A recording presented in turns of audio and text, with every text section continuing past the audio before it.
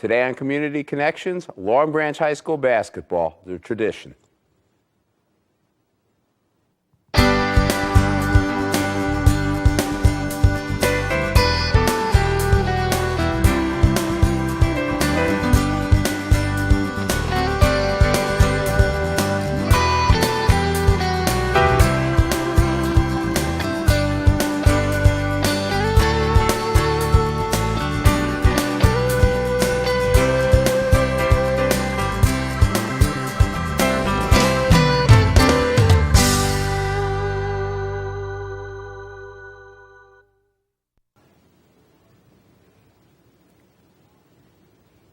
I'm very pleased to have with me Don Covin and Gerald Matthews, both state championship coaches. Both of you had 2 titles during your time frame.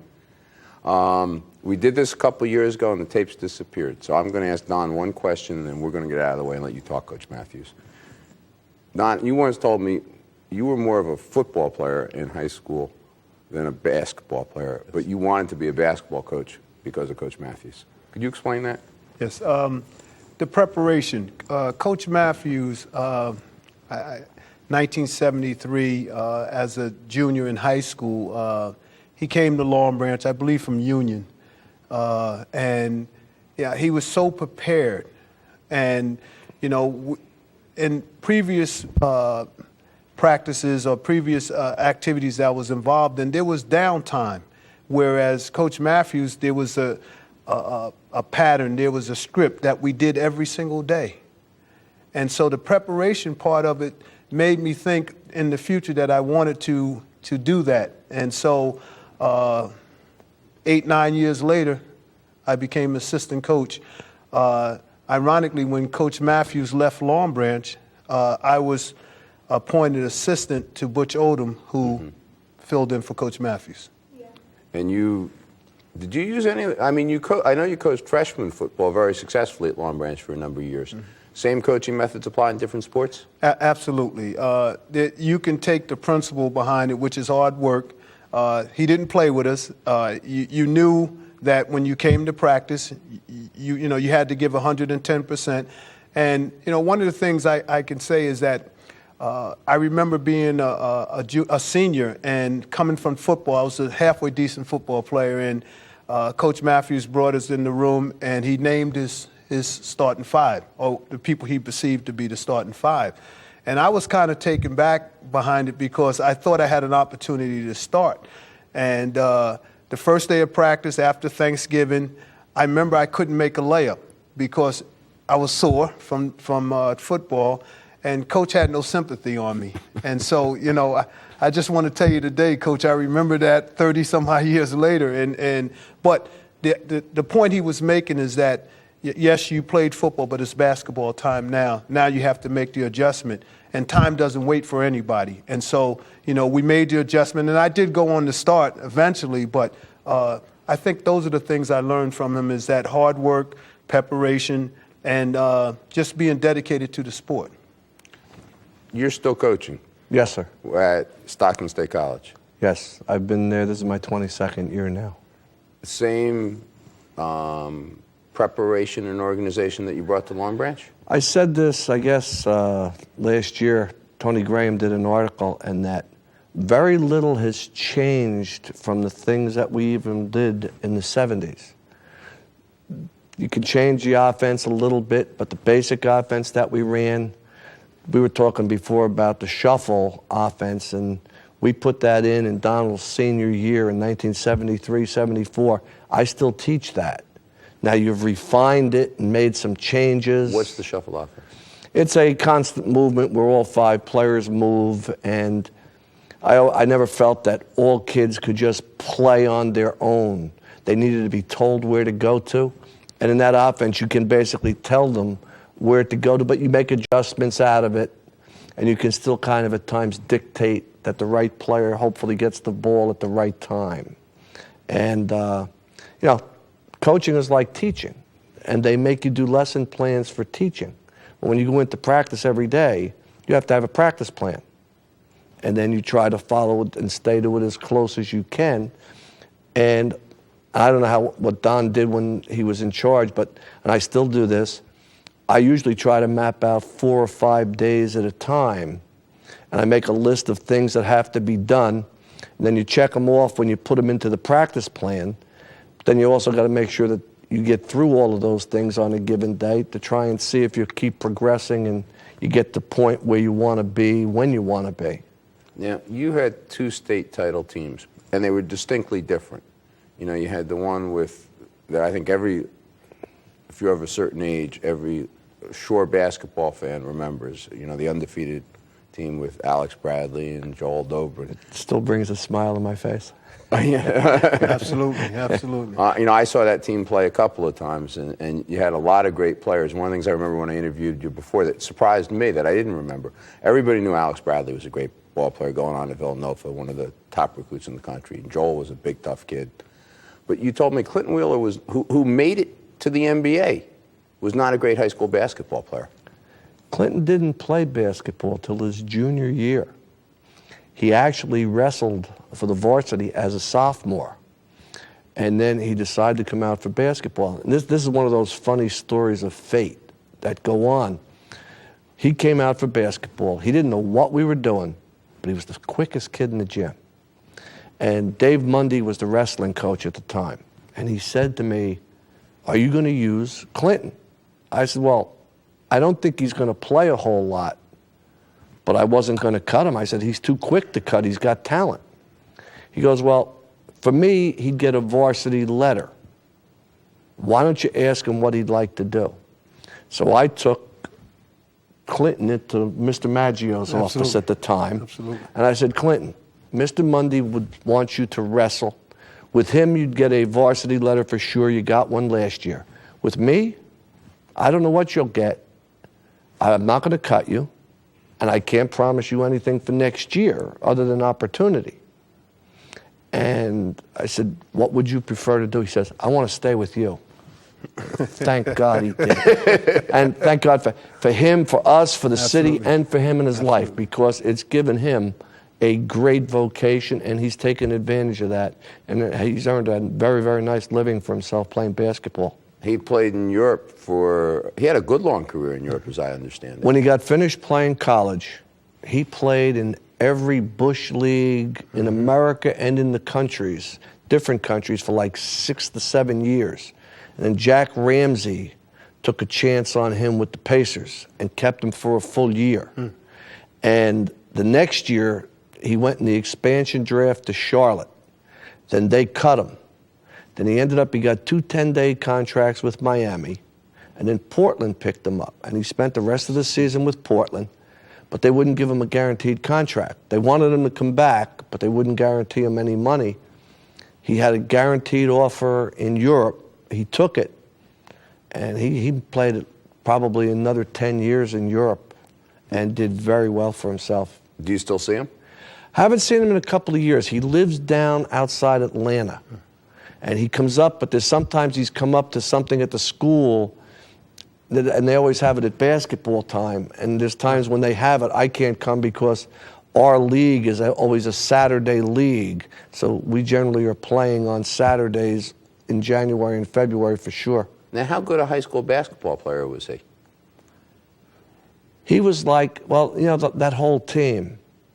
Alex may have been the top 2 or 3 players in the state, because Trapuka was there that year, so that was another pretty good player. Absolutely. But he only averaged 17 points a game. Alex, because he didn't have to. The kids shared the ball. And I think Clinton averaged about 12 points a game. But on different nights, any one of those 5 kids could have been the 20-point scorer. They all had 1 or 2 very, very good games. But Alex ended up saving his for the state final. He got 36 in the state final against Ridgefield Park.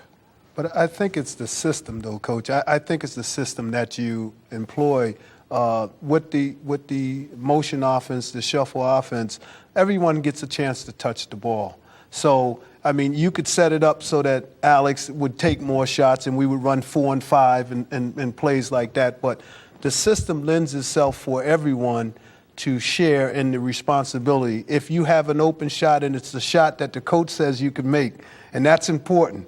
it's the shot that the coach feels you can make, then you took that shot. But it's not a shot that you feel you can make. What would happen if you took a shot he didn't think he could make?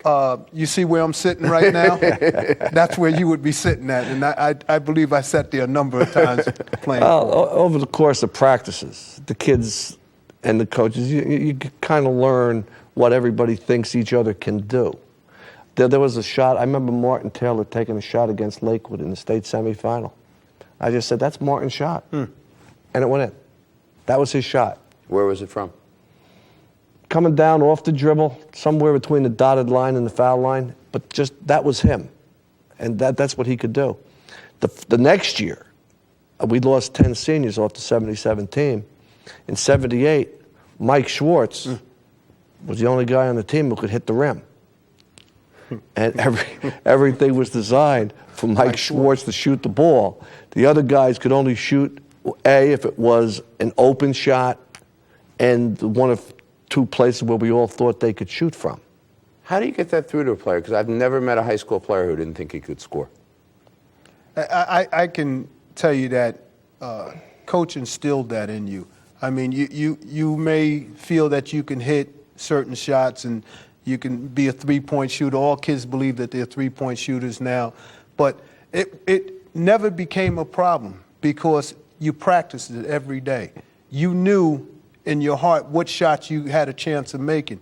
And then coach, being in practice, would applaud you when you took that shot, and then he would let you know if it wasn't a good shot. So in a game situation, you knew what shot to take. And we all accepted our role.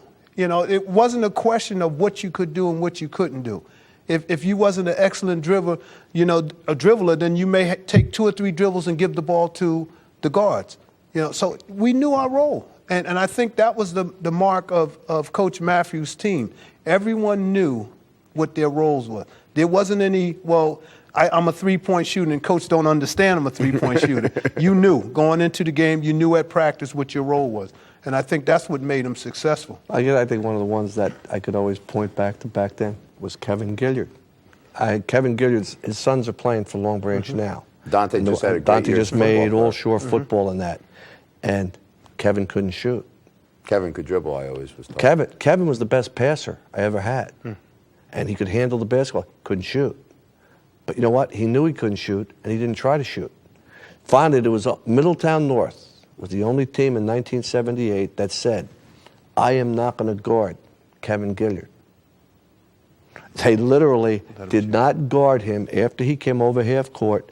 They invited him to shoot the basketball. And he still stayed within the framework of what we could do because he knew that if he started just jacking it up, it probably wasn't going to work out right. So what happened that game? Oh, we won. By what? I don't know that score. The good games, I'll tell you the scores. Some of the games are, Let's close the first half of this show. St. Rose, Long Branch, double overtime. What do you remember from that game? You got about a minute and a half. We're down 2. The kid missed a foul shot for St. Rose with about 12 seconds to go in the game that could have put the game away because there was no three-point shot then. And we came down, and we had said, you didn't have time. They boxed and won Alex the entire game. And there's another part to that I would be able to tell you too, but we came down, Clinton took the jumper, and he missed. Alex actually went up over the kid without going over the top, got the rebound, shot it without coming down, and banked in and sent the game into overtime. And then St. Rose even missed 2 foul shots near the end of the first overtime. But Joel didn't play that entire game. But Alex, when Alex wasn't in it, he had a face. And I could tell the face. And Joel and them, they never understood what I meant. But then Joel had to sit there that night and watch. And I said to him, look at the face. He's not in it. Yes, they did a great job with the box and won, but he just wasn't into it. And thank God he got into it in the last 10 seconds of regulation and made the jumper to tie the score. But, that's the other part. When you know the kids, the faces, the looks, and you knew when Alex was out of it. And, some games he could be out of it and the other teams weren't very good. that game he was out of it, and we struggled because St. Rose went on and won parochial B that year too. They had a good team. All right, we're going to come back for the second half of the show and talk some more.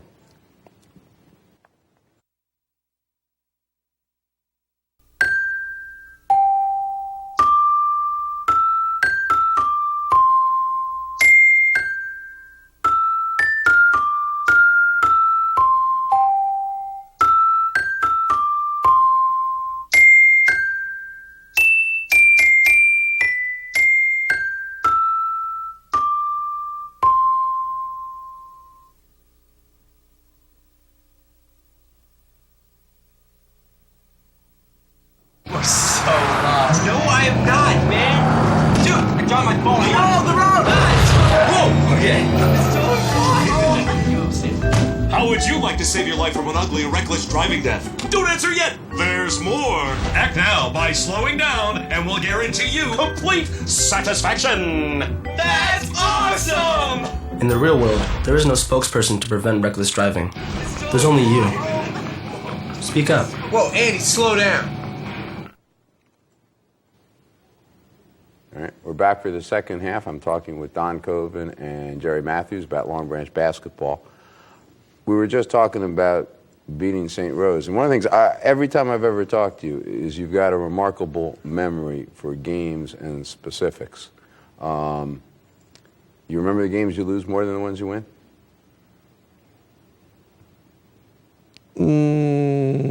That's a hard question. It's I would think the Long Branch games over the years, I still thought that they may have been the best 8 years of my coaching career. And those games, the Long Branch years, are like they happened yesterday. Now, you had a second state title that I know guys today say, well, that's the team people don't talk about. Talk about Donald's two teams. I know every one of those kids, and I still see them, and I remember those games like they were yesterday. But 83, not quite the superior talent, but you had a real team there. It was 1980. Okay, I'm sorry. 1980. Ronald Young, right? And Ronald Young was a junior. Ronald went on to get a scholarship to the University of Massachusetts. Mike Alston was a senior. He did get a scholarship to Assumption College. And the other three kids were all good high school basketball players. And Jimmy Spratley, Kenny Brown, Sammy Mills, and Al Daniels was the sixth man. And we ended up 26-3. We lost 3 games, 2 of them by 2. The first game of the year we lost to Asbury by 1, and I would say the kids lost that game. We then won the next 19. We lost to Red Bank by 5. I lost that game, but that's a longer story. We lost in the Shore Conference semifinals to Manasquan by 1, and we both lost that one. And then we won the next, the 5 games in the state tournament, and that we won a consolation game after we lost in the Shore Conference. And I still can remember how we lost the game to Manasquan in the Shore Conference, but it's involved. The state final, you played 5. Did you even go to the bench in the state final that year? No, I didn't. We played 5 guys. It led to a couple of funny stories a week or 2 later because the game ended. I shouldn't even tell you that one, but Tell me what you can. 2 weeks later, I had to have a meeting with my team. And I said to them, we should be happy as all heck. We won a state championship. Absolutely. People didn't really expect it. I said, but I walked down the halls and I got guys from my team who won't look at me. One guy thinks that because he's not being recruited by big-time schools, that it's my fault. But I had called any college that had shown interest, I called them back, and only one had the courtesy to give me an answer why they stopped recruiting. And then the other thing was the fact that I had not substituted in the state final. Someone was upset about that. And I couldn't apologize for it. They were just, the kids who were playing were in a rhythm and the way it was going, and we just stayed with it. Wasn't the plan when you started the game? Well, you don't go into a game, in my mind, like I don't sit there and say, all right, I guess I could say now that I have a rotation. Fine. I know after 7 minutes I'm going to replace such and such and play this kid and that kid. But in a high school game, of course, it's a shorter game, and usually there's a reason when you start to sub. I never used to then sub at that time just for the heck of it. With a longer game of what you ask people to do, you may do that. But I can't sit there and tell you that I went into the game playing in the play 5 or whatever. The game would dictate what you do. And it just stayed the way it was, and we stayed the way we were, and we won.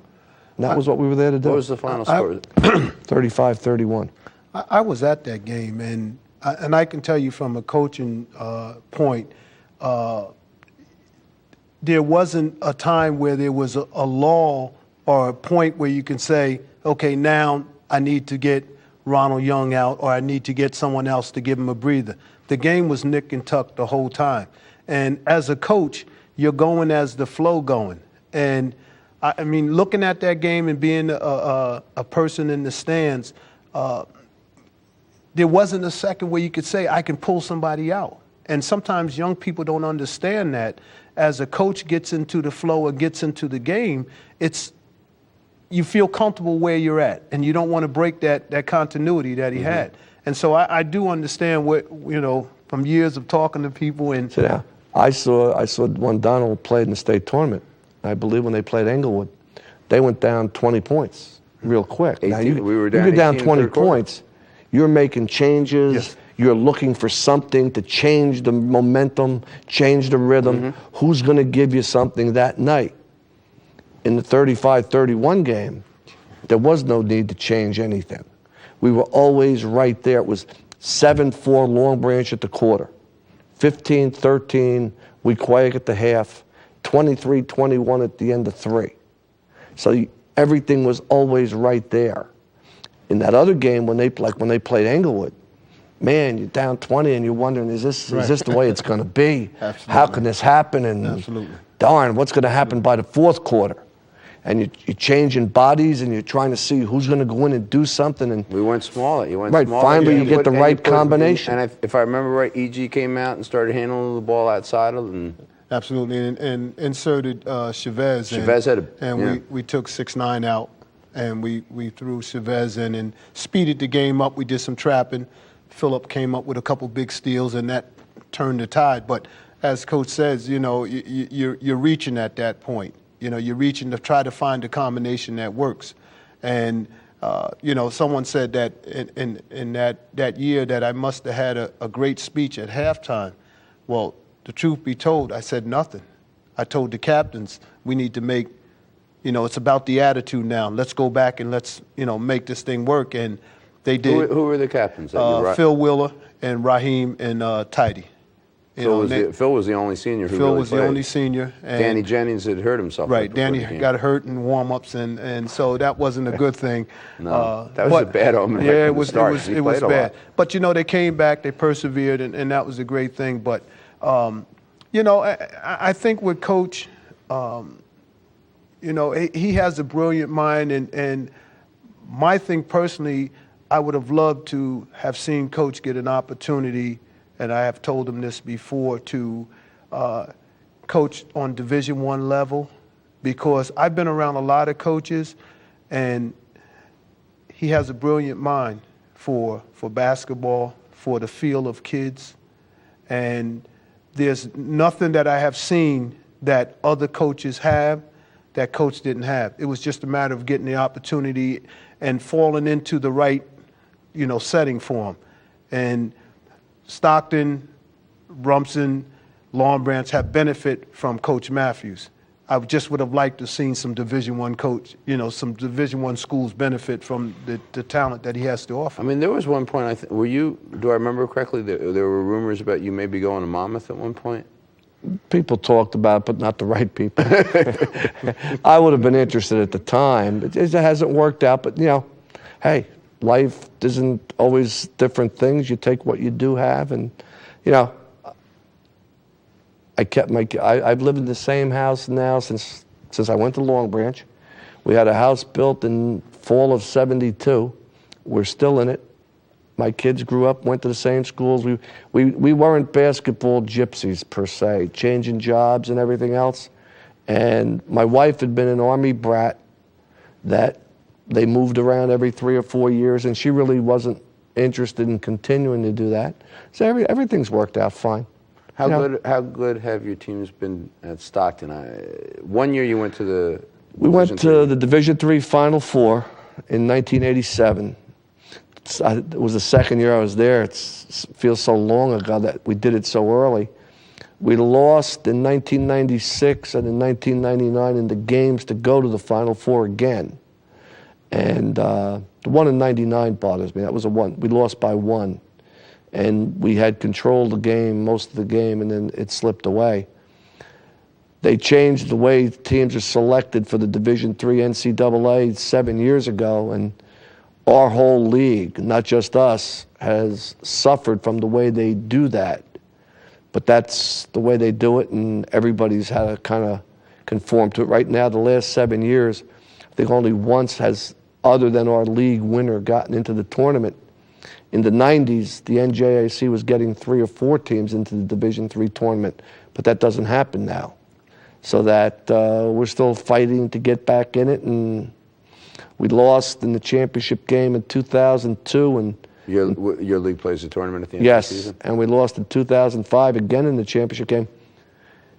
Under the old system, we would have gotten in the NCAA at least 3 times in the last 5 years, but that's the old system.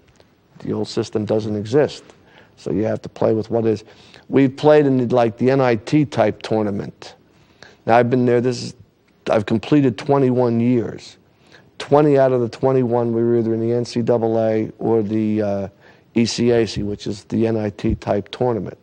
We've always qualified for something except for the 1 year, and I think that was fate, because the 1 year that we didn't, during the league playoff week, I went and had a colonoscopy, and they burned a hole in my colon. I ended up on the operating table the next day. I remember. And I wouldn't have been able to coach the next week anyway, so I don't know whether it was fate that took care of that year or what. But it's still fun to do. I was sorry to see Donald go into administration. So was I. But yet I know that they needed a good administrator, and he does fill that bill. But and I'm sure it kills him at different times. When you go to different games, absolutely. you die a slow death. Absolutely. I still haven't gotten over that. I had a master's in school administration. I made the mistake of leaving LB in a sense to try being in the athletic director. And I did it, and I could do the job. I did it for 5 years, but yet, it wasn't me.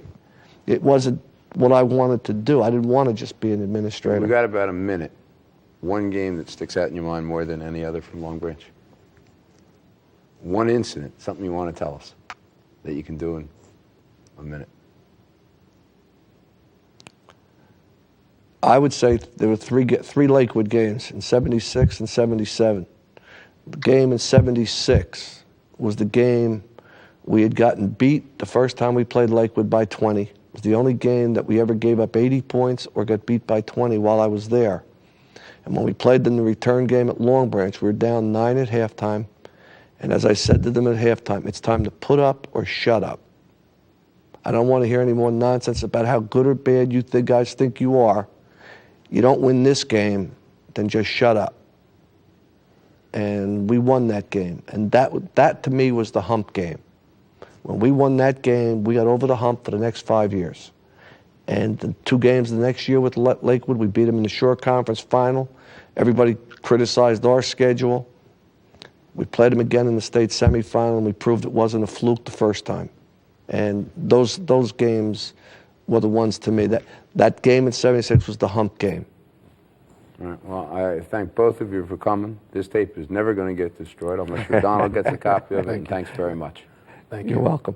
Thank you for having us. Glad to.